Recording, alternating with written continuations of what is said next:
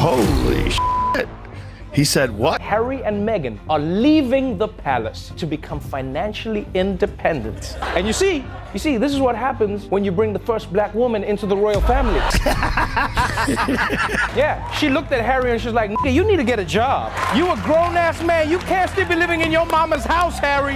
Have you ever seen that video? No. Pull that video up, because it's one of my favorite. No more following Granny's rules. Don't wear your pants on your head, Harry. Don't bath on the butler, Harry. If I want to play polo in my living room, who's gonna stop me? Stop that. Right away, Mix. When Trevor Noah aimed his razor-sharp comedy at Meghan Markle, it didn't feel like just another punchline. It felt like the opening shot of a trial played out in real time, with millions of people acting as the jury. Damn, Harry and Meghan are losing their titles? That's the most embarrassing royal loss since William's hairline. Think about it. Late-night monologues are supposed to be disposable. Jokes, a few laughs, the kind of thing you get by the next morning. But the night Noah took the stage and zeroed in on Meghan and Harry, something shifted. The laughter that filled the studio wasn't just laughter. It was recognition. It was the uneasy sound of people realizing that the carefully polished image of the royal rebels wasn't as bulletproof as it seemed. And here's the key. It didn't sound like... It was announced that Harry and Meghan can no longer describe themselves as royal. And I won't lie, if I was Harry and Meghan, I'll be like, fine, then we'll be known as Royale. And here's the key. It didn't sound like the audience was just entertained. It sounded like they were relieved that someone finally said what so many were thinking, but few dare say out loud. Because for months, maybe even years, Meghan and Harry had managed to frame their story as a fairy tale under siege. They were the star-crossed lovers battling an ancient institution, painted as victims of outdated rules, toxic press, and relentless scrutiny. To question that narrative often meant being accused of ignorance, jealousy, or worse, bias. But when Trevor Noah leaned to Mike and flipped the script, the room cracked open. Suddenly, it was okay to laugh at them. That's what made this moment so powerful. It wasn't cruel for cruelty's sake. It wasn't cheap gossip dressed up as comedy. It was sharp, deliberate, calculated. A comedian from South Africa who knew more than most about race, class, and power, cutting straight through the glossy PR armor Meghan had built around herself. And the best part? He didn't do it with a heavy hand. He did it with humor. He dressed the truth up as a joke, wrapped it in laughter, and handed it to the audience in a way that was undeniable. That's why this wasn't just a monologue. I do have to admit this, right? I always find it weird when people introduce a new baby. Because if you think about it, there's such a big contrast between the end product and how it was made. The result of our sweaty night of just raw dogging, #blessed. That's why this wasn't just a monologue. It was a cultural event. It set off a chain reaction. Because once Trevor Noah cracked the first joke, every other comedian, commentator, and content creator smelled blood in water. They weren't going to let the line-grabbing couple on Earth escape without a roast. But before the tidal wave of mockery that followed, there was this spark. The night Trevor Noah stopped being a late-night host and turned into Meghan Markle's accidental prosecutor. The real question is, what exactly did he expose? And why did it land so hard that it still echoes years later? The night began like any other. Bright studio lights, applause, a smiling host walking to greet his audience. But from the very first punchline, Trevor Noah made it clear this wasn't going to be a safe routine. He opened with Harry and Meghan's announcement about stepping back from royal duties, news that had dominated headlines around the world. But Noah didn't handle it like a reporter or a talk show host. He treated it like a stand-up comic who smelled hypocrisy from a mile away. Harry needs to get a job. The question is, if Harry and Meghan come to America, where are they going to live? Everyone wants to know. I think they'll move to LA because Meghan is an actor, and then she's going to want to work again, and then Harry can just join the cast of Real Housewives of Beverly Hills. Yeah, just be like fighting on TV. I know what you said about me, Denise. Say it to my face. Harry needs to get a job. It was a simple joke. Quick. Direct. But it was a dagger wrapped in humor. An audience roared because beneath the laughter there was truth. This was a man born to unimaginable privilege, now claiming to want financial independence, while living in multi-million-dollar estates and signing Netflix deals. For the public, it was absurd. For Noah, it was comedy gold.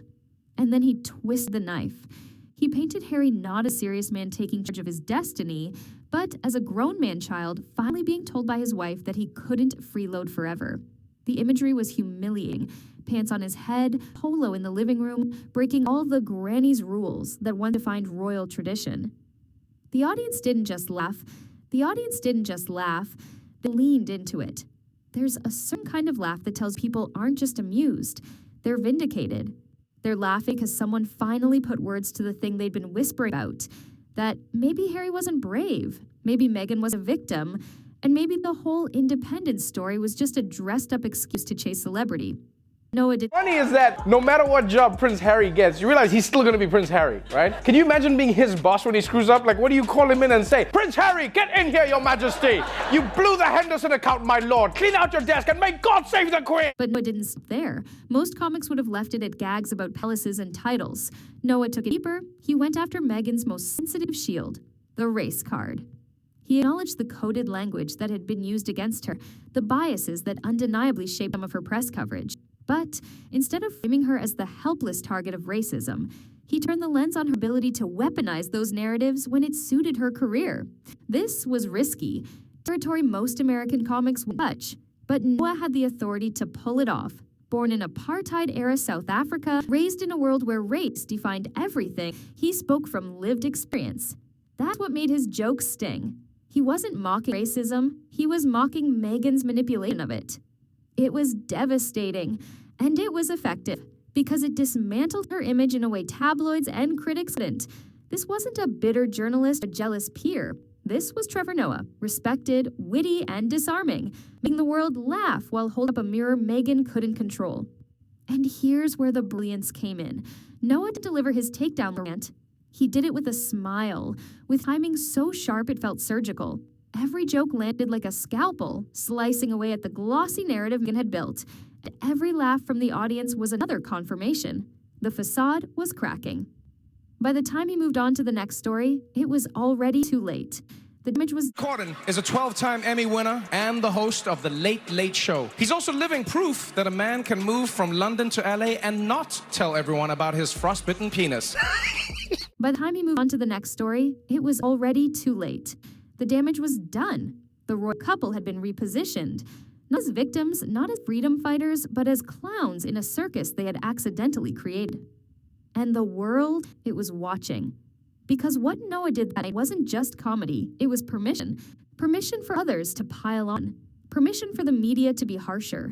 Permission for the internet to meme them into oblivion.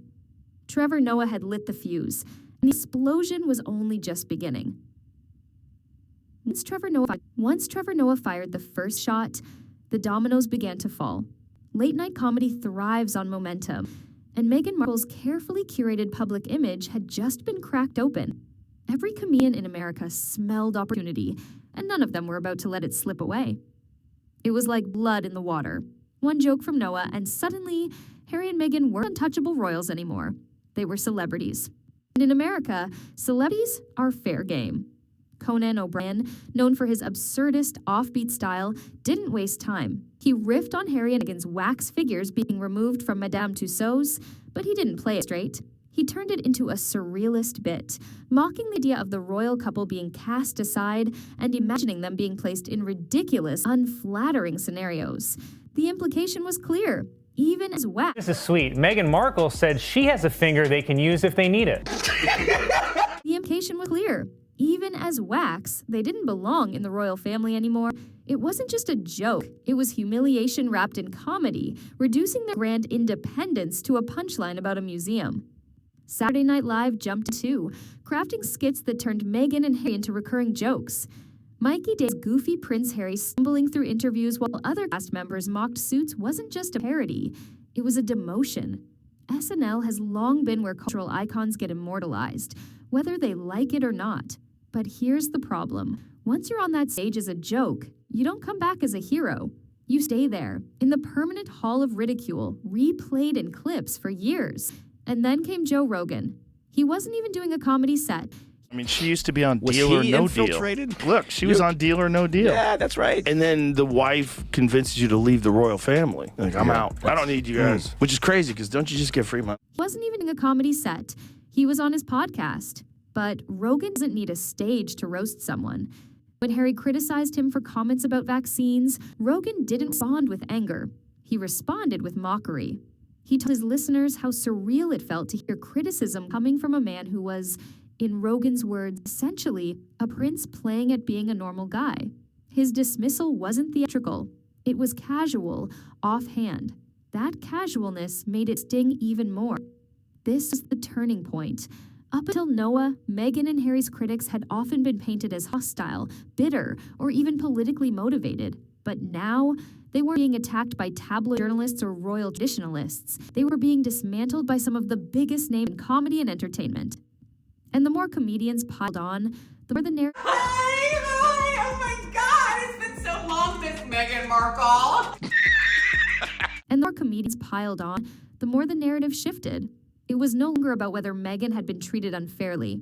The question now was, how long could the couple hold on to their image before the ridicule swallowed it whole? Audiences did just laugh at these jokes. They shared them, clipped them, and spread them across social media. Every punchline... I mean this sincerely, Prince Harry and Meghan, we don't give a America don't give a about you. Every punchline echoed far beyond the stage it was delivered on. By the end of the week, Meghan Markle's name had traveled from newspaper headlines to comedy club punchlines, a transformation that stripped her of control. Because here's the hard truth about comedy. Once a narrative is funny, it's sticky. Jokes lodge themselves in people's minds more deeply than news stories or interviews. People forget the details of a documentary, but they'll remember a punchline forever. In just a few days, Meghan and Harry had gone from global activists to running gags. But if American comedians mocked them with humor, satire, and parody, British comedians were about to take things much further. For them, this wasn't just a chance to tell jokes. This was personal. If American comics treated Meghan and Harry as ripe targets for late-night fun, the British comedy scene saw them as something else entirely, a national sport.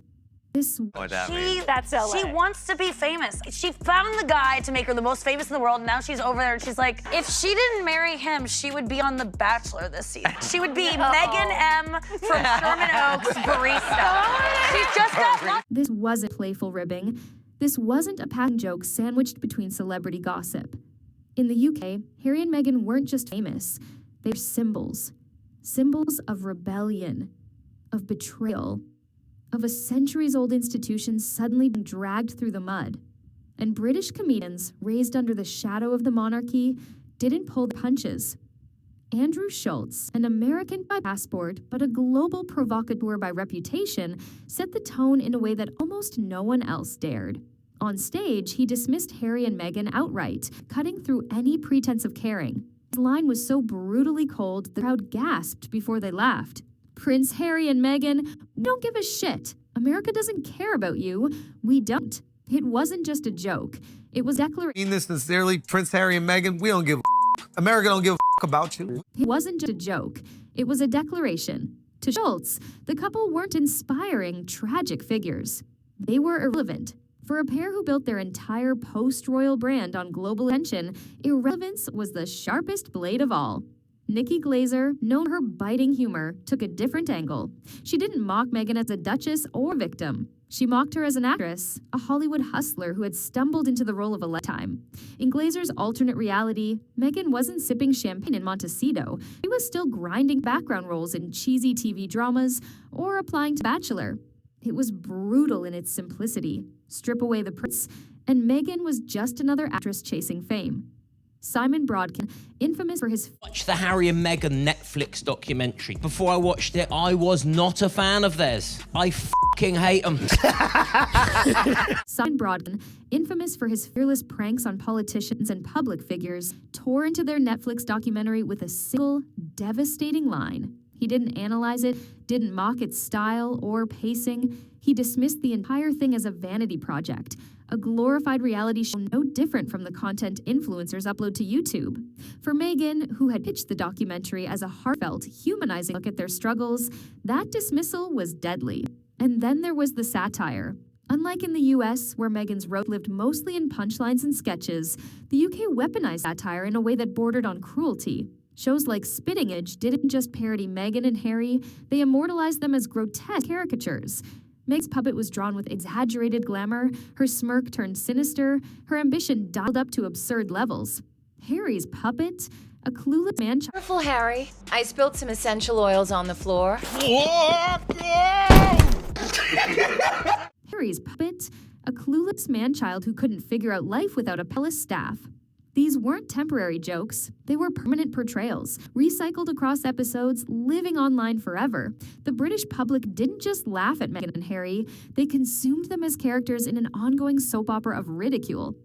And here's where the difference between American and British comedy really showed. In the US, Harry and Meghan were mocked like celebrities. In the UK, they were mocked like traitors. The satire wasn't just funny, it was judgment. Every time Meghan gave an interview, every time Harry released a statement, it became fuel for another round of mockery. The message was unmistakable. You can leave the royal family, but you can't leave the British stage. And once you're a target of satire in the UK, you don't get to rewrite the script. By now, the couple had been torn apart from two sides. In America, they were clowns. In Britain, they were enemies. And just when it seemed like things couldn't get worse, the mockery leveled up again, this time with foam, felt, and puppets that would leave scars no PR team could heal. If jokes on late TV... Hey, it's the husband formerly known as Prince. Any luck getting a job? Oh, they had me driving for Uber Eats, but there were too many damn rules. Don't touch the food, don't taste the food, drive on the road. I'm sorry, Rowdy Reddy. If jokes on late-night TV made Meghan and Harry into punchlines, the puppet shows made them into caricatures, permanent, exaggerated, unflattering symbols that would outlive any documentary or interview. In Britain, satire isn't just comedy, it's a weapon. And nothing proved that more than Spitting Image, the legendary puppet show famous for mocking politicians, royals, and celebrities alike. When Meghan and Harry became his latest victims, it was more than entertainment. It was cultural cementing. Picture it. Meghan transformed into a wide-smiling, perfectly coiffed puppet, dripping with artificial glamour. Every flick of the puppet's wrist screamed calculated. Every smirk exaggerated her ambition until it became grotesque. She wasn't portrayed as misunderstood or mistreated. She was portrayed as manipulative, self-serving, someone who had seen the crown not as a burden, but as a stepping stone. And Harry, his puppet was a disaster, intentionally so. A gangly, confused man-child stripped of the gravitas of a prince and reduced to a bumbling husband being led around by his wife. His voice was whiny, his expressions clueless. In every scene, he was less a royal rebel and more a sitcom sidekick, someone who didn't know what was happening but went along anyway. This wasn't subtle, it was savage. Because the power of puppetry, especially in British culture, lies in exaggeration. It takes public suspicion. Is Meghan ambitious? Is Harry lost? And blows it up to absurd proportions. And once audiences laughed, the seed was planted. Even people who didn't watch Spitting Image in full saw clips circulating online, saw screenshots plastered on social media, and absorbed the image. Meghan the schemer, Harry the fool. The most brutal part? Puppets last. A late-night monologue is forgotten. The most brutal part? Puppet last. A late-night monologue is forgotten by tomorrow. A podcast rant disappears into the archive. But puppets, those grotesque, unforgettable caricatures, get replayed, shared, and etched into collective memory. They don't just mock you for a moment, they define you for years. The timing couldn't have been worse. Meghan and Harry had just released their multi-million-dollar Netflix documentary, hoping to control their story, to present themselves as serious, thoughtful, and sympathetic figures. But instead of dignified applause, they were met with latex bits mocking their every word. Meghan, this new Netflix show I'm producing for you is gonna be huge. Tell Eldon all about it. It's about a beautiful young swan, but no one treats her like the beautiful swan she is until season 2 when everyone apologizes to her. It was character assassination dressed as comedy. Not a hit piece in a newspaper, not an angry opinion column, but laughter that cut deeper than anger ever could.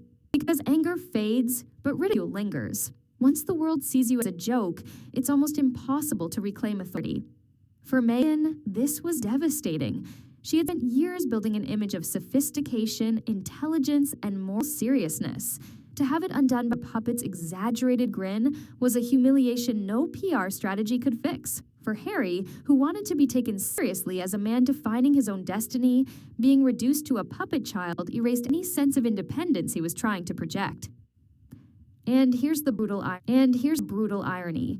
Satire like this often hits harder than reality. Meghan and Harry's actual lives are complex, full of nuance and contradictions. But nuance doesn't trend. A puppet does. A meme does. A cartoonish exaggeration becomes the shorthand people use when they think about you. By the time the puppets had finished the run, Meghan and Harry weren't just celebrities struggling with PR, they were immortalized caricatures. Puppets whose foam and fabric had cut deeper than any reporter's pen. And if Meghan thought her American allies might shield her from this cultural mockery, she was wrong. Because across the Atlantic, the roasts were about to get personal. The most devastating part of this cultural shift wasn't that Meghan Markle was mocked. It was that she became the default punchline. Lads, tell me, everyone knows you're the bear who likes to shout. What's the secret to your eternal personal glow? Well, Harry, I'm glad you asked me that. As you know, I'm a huge fan of South American product. Is it Colombian? No, 100% Peruvian, biodynamic, organic, catastrophic, cocaine. Yes, I've tried it, and the results were incredible. It didn't matter what the setup was, or who the comedian was. Sooner or later, the joke landed on Meghan. And once you become the default, once your name alone triggers laughter, your brand is no longer under your control. Take Nikki Glaser again. Her roast-style humor zeroed in on Meghan not as a duchess, not as a royal, but an actress whose big break wasn't Suits.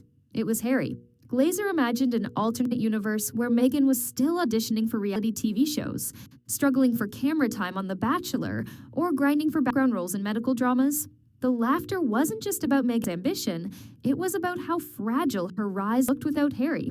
The audience laughed not because Meghan was powerful, but because the idea of her being powerless was hilarious. And then there was Michelle Wolf, whose delivery is always deceptively casual, but whose barbs land with surgical precision. Wolf pointed out the contradiction at the heart of Meghan's story. Here was a woman who had escaped the suffocating world of royal tradition, only to run headfirst into the Hollywood spotlight. To Wolf, it was the ultimate irony, fleeing one palace only to build another. Her line, comparing Meghan's life to a reality show about escaping one cult for another, got huge laughs. But behind the humor was the implication that Meghan wasn't oppressed, she was opportunistic. These jokes were sticky because they weren't just mocking Meghan's past. Meghan Markle is, of course, a lifelong feminist, which she's demonstrated by marrying a prince and giving up her job. The card he's playing is, I'm a victim, and you go, no, you're not a f***ing victim. These jokes were sticky because they weren't just mocking Meghan's past. They were mocking her choices, her narrative, her very identity. And once the audience started laughing, the perception became cemented. Meghan wasn't inspiring, she was laughable. Even smaller comedians, podcasters, and content creators joined in. TikTok sketches exaggerated Meghan's actress smile and her habit of centering herself in every story. YouTube parodies mocked the Netflix documentary, turning serious moments into memes. Stand-up comics at comedy clubs across the U.S. started dropping Meghan jokes into their sets, knowing it would land every time. This is when Meghan stopped being a H was accepted. H has been just H is and H called me. In with H and H was out and with H. This is when Meghan stopped being a subject of debate and started being cultural shorthand. She wasn't Meghan Markle, Duchess of Sussex, philanthropist, activist. She was Meghan Markle, the punchline. And the cruelest irony, Meghan had once mastered the art of performance. She knew how to play to an audience, how to deliver lines, how to shape perception. But comedy turned that strength into a weakness, because performance only works if people take you seriously. And once you're a joke, no amount of rehearsed sincerity can undo laughter. For Harry, this was lateral damage. Jokes weren't really about him anymore. They were about her. He was background noise, a supporting character in Meghan's satire. But for Meghan, this was catastrophic. She wasn't just mocked, she was reduced. And for someone who fought so hard to be seen as more than an actress, more than a royal accessory, being reduced to nothing but a joke was the ultimate insult. And here's the tragic twist. Once comedians set you up as a punchline, the public doesn't just laugh at the jokes, they start seeing your real actions through the lens of comedy. Meghan could release a heartfelt speech, a charity project, even a podcast. But instead of being taken seriously, people waited for the punchline. The question wasn't, what did Meghan say anymore? The question wasn't, what did Meghan say anymore? The question was, how long until someone makes fun of it?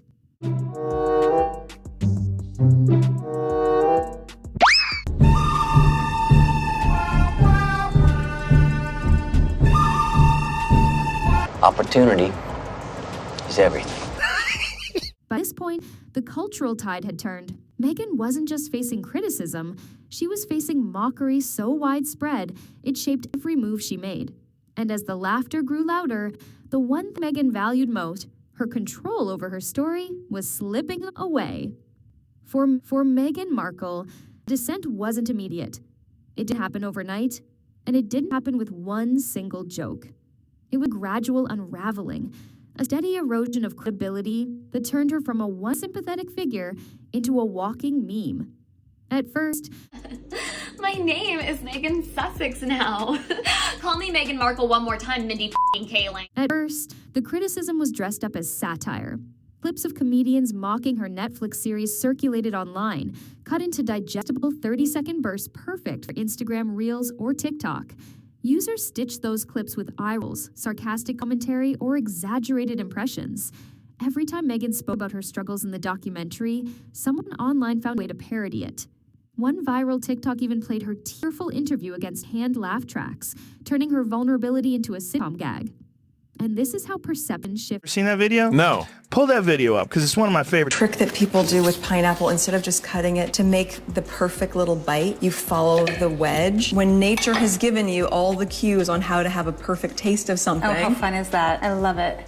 I like working hard. This woman is being paid millions of dollars to show how to cut into a pineapple. And this is how perception shifted. What Meg wanted people to see as a serious, emotional story about racism, trauma, and survival was being reframed as melodrama, hypocrisy, or self-obsession. The memes wrote themselves. A screenshot of Meghan crying, paired with captions like, when the Wi-Fi cuts out during your podcast recording, a clip of Harry looking confused during an interview, spliced with captions like, me waiting for Meghan to finish explaining how hard it is to be a millionaire. It wasn't the British tabloids doing this. It wasn't even the comedians anymore. It was regular people, ordinary users who found Meghan and Harry's story too easy to mock. And once the internet takes over your image, it's nearly impossible to wrestle it back. Even her carefully orchestrated moments were hijacked. Meghan could appear at a charity event, perfectly styled and smiling for the cameras, but the online conversation wouldn't be about her philanthropy. Instead, it would be about her facial expressions. Which episode of Suits is she auditioning for here? Or about her clothing? Another $5,000 dress to tell us about her struggles. What Meghan wanted to be seen as strength. Her poise, her media savvy, was flipped into weakness. To critics, her polish wasn't evidence of professionalism. It was evidence of insincerity. And to meme makers, her every public appearance was raw material for content.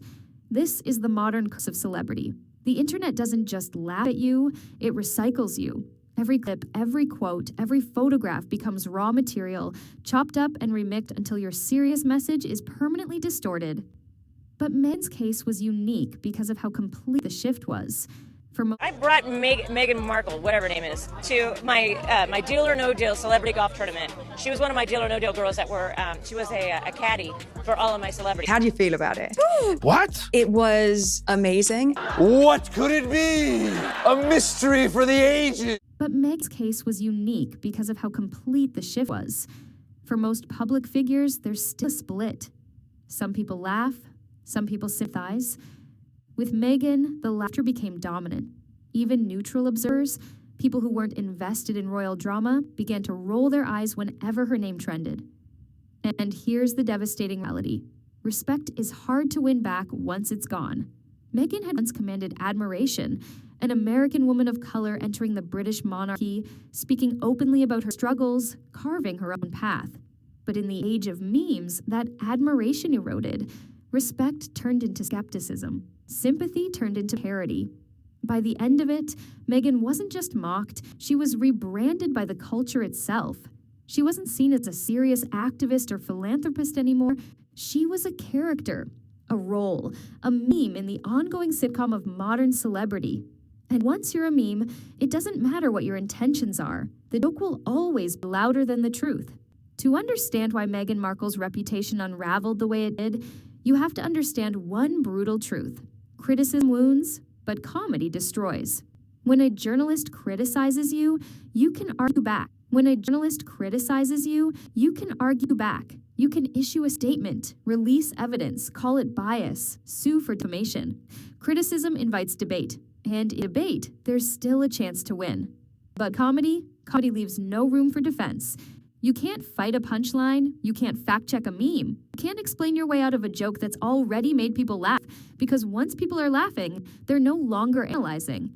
They're enjoying, and no one wants to stop enjoying a joke just because the subject insists it's unfair. For Meghan, this was the trap. She had spent years carefully curating her narrative, shaping how the public should see her. She leaned to interviews, documentaries, podcasts, all formats where she had control. But comedy thrives in the opposite space. Comedy strips away control. It reframes your story without your permission. It turns your sincerity into material. Think about Trevor Noah. His jokes about Harry and Meghan. Everyone is wondering what they'll do to support themselves without any of that royal cash. Well, good news, Meghan's already got herself a job. Here comes the first time in her life that Meghan Markle actually touches food. Let's watch that back. Why is she pushing apples into the salad? You're definitely a unique person. Think about Trevor Noah. His jokes about Harry and Meghan weren't just funny, they redefined them. Harry wasn't a brave man standing up to the monarchy, he was a clueless husband trying to navigate real life. Meghan was a victim of royal cruelty, she was the ambitious actress orchestrating her husband's downfall. That framing stuck because it was funny, and because it was funny, it spread. Then came the puppet shows, the roasts, the online memes. Each one chipped away at the seriousness Meghan wanted people to feel. Each one taught audiences to laugh instead of listen.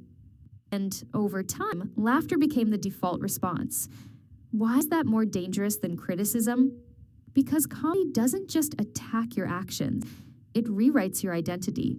A bad article might say, Meghan made a mistake, but a joke says, Meghan is a mistake. And audiences remember the joke long after they've forgotten details of the mistake. For Meghan, the ultimate irony was this. She had once been a performer herself. She knew the power of timing, delivery, image. She knew how to hold an audience's attention, but what she couldn't control was when the audience stopped watching her performance and started watching a parody of her instead. Once the world was laughing, nothing else mattered. Her speeches, her causes, her sincerity, it all sounded like setups for more jokes. And the more she tried to push her story seriously, the funnier it looked to those who'd already decided she was a punchline. In the end, it wasn't the tabloids or the monarchy that undid Meghan Markle. See any of the real Diana in Meghan, did you? No. Really? No. Sorry. Wow. In the end, it wasn't the tabloids or the monarchy that undid Meghan Markle.